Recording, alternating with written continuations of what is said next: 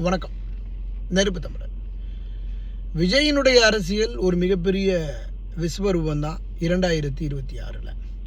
இதுவரையில் தமிழக அரசியல் காணாத ஒரு விஸ்வரூப அதிரடி அரசியல் 2026 பார்க்கலாம். இது எல்லா இளைஞர்களுக்கும் ஒரு பெரிய விருந்தாக அமையும். அப்படியே நம்ம அரசியலே கலவரமாக இருக்குது, நிலவரமாக இருக்குது. அப்படியே தினம் தினம் பக்கத்திற்கு பக்கம் பரவசம் தான். அரசியல் பேசாதவங்க கூட எனக்கு அரசியல் பேச ஆரம்பிச்சுட்டான். அன்னை சீமான் ஒரு காலத்தில் அரசியலை இளைஞர்களுக்கு கொண்டு வந்தார், அதில் மாற்றுக்கிறது இல்லை.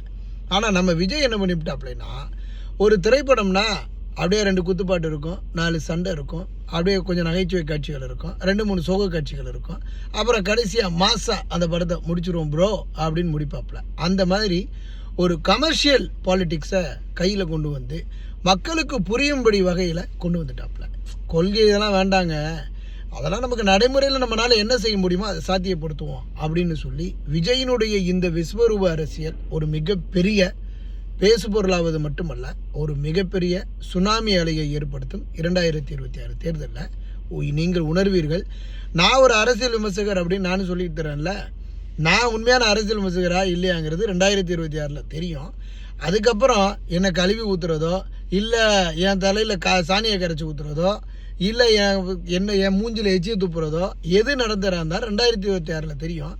ஆனால் ஒரு தனியாக ஒரு சின்ன ஒரு யூடியூப் சேனலில் வச்சுக்கிட்டு நானும் ஒரு அரசியல் விமர்சகர்னு நானே ஒரு பட்டம் கொடுத்துக்கிட்டு பேசிக்கிட்டு இருக்கேன் பார்த்தீங்களா. இதற்கான உங்களுக்கான இந்த விஜய் ரசிகர்கள் எவெல்லாம் கேவலமாக பேசுனா, விஜயை எவெல்லாம் கேவலமாக பேசுகிறான், விஜயினுடைய ஓட்டுக்களை எவெல்லாம் கேவலமாக பேசுகிறான் அப்படிங்கிறதுக்கு நான் பேசிய இந்த நடுநிலை கருத்துக்கள் பதில் சொல்லும். 2026 நெருப்பு தமிழன் சொல்லக்கூடிய கருத்துக்களை எப்படி இருக்குது அப்படிங்கிறத நீங்கள் உணர்வீர்கள். நடக்கும், நடந்தே தீரும், பொறுத்திருந்து பாருங்கள்.